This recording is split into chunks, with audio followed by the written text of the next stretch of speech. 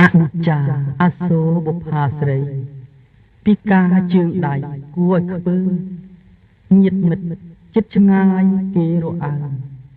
ដៃចុងកាយឆ្នើមគ្មានមេត្តា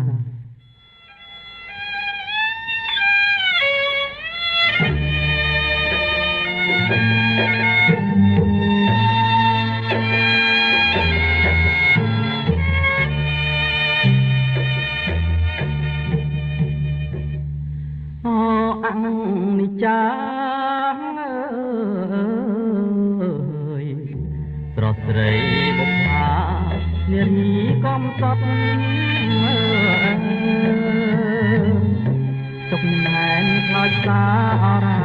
រុនធត់មានប្រោះប្រត់បងបាច់សុខសានប្រានគ្នាឆ្ងាយទៅនឹកឡើងទូចិត្ត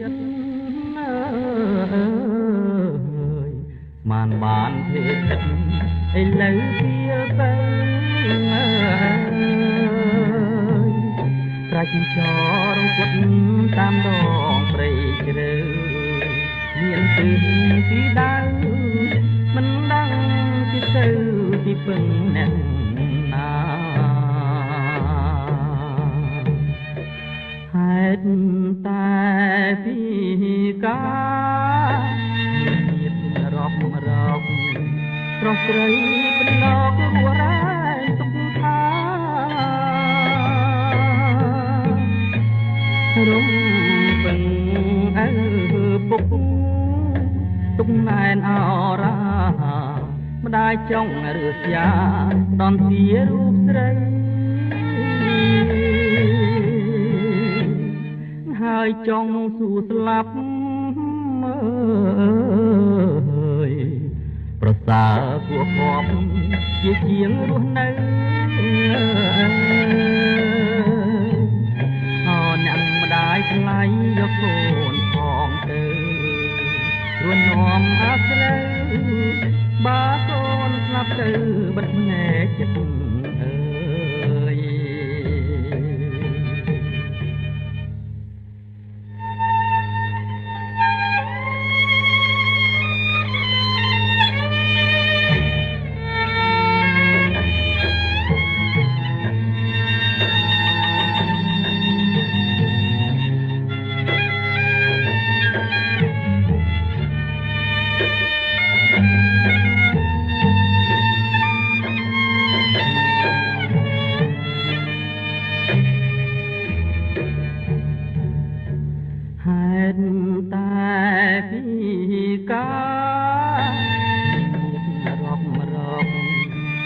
ស្រីបន្លករួរ៉ាយទុកខារំពឹងនៅពុកទុកណែនអរា ម្ដាយចង់រឺស្យាដនទារូបស្រីហើយចង់សួរស្លាប់ប្រសើរគួរគប់ជាជាងរស់នៅអ្នកម្ដាយថ្លៃយកកូនផងទៅរស់នាំអាស្រូវបើកូនស្លាប់ទៅបិទភ្នែកចិត្ត